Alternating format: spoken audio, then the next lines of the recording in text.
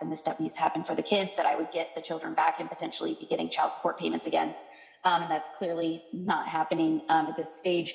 So as I showed in my financial declaration, I'm making payments to him in good faith because I'm already in the negative for all of my bills. I'm having to pay all the house payments. I have greatly reduced all of my bills as much as I can. I need a phone bill. That is the smallest phone bill that I could get. I cut all of my cable. I just have basic internet. I don't spend excess money on groceries. I don't spend money on myself. I can't afford to make these full payments at this point to petitioner and also keep a roof over my head or make my car payment so I can go to work. So I'm not quite sure what Ms. Baldwin of the court expects me to do. I can't do all of it. And then to talk to the point of Ms. Baldwin's point that I started making $50 payments to petitioner back in March.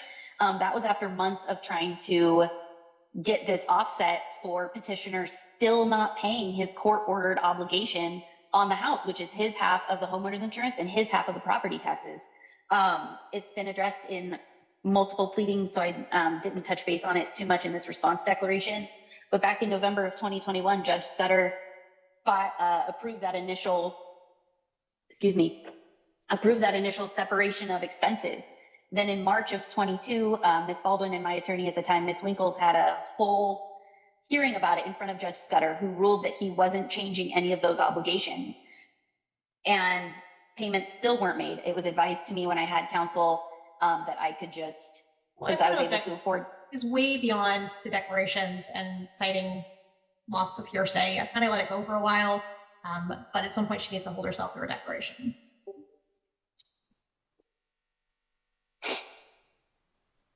All right. So yeah, let's refocus onto this contempt. Ms. Gibson, I know in your responsive declaration, you alluded to a contempt you were filing. I don't know that you did file that contempt, so that's a little bit beyond what we're dealing with today. Okay, Your Honor. Yeah, I'm having difficulty trying to figure that out since I don't have counsel. I guess what I would say is I've been making these good faith payments, even though I don't have the money to make those payments. Petitioner lives at home with his parents.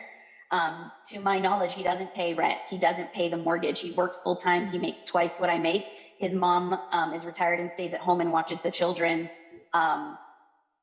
Even before he established them in daycare, which is a daycare that he put them in that I wasn't notified about until months later.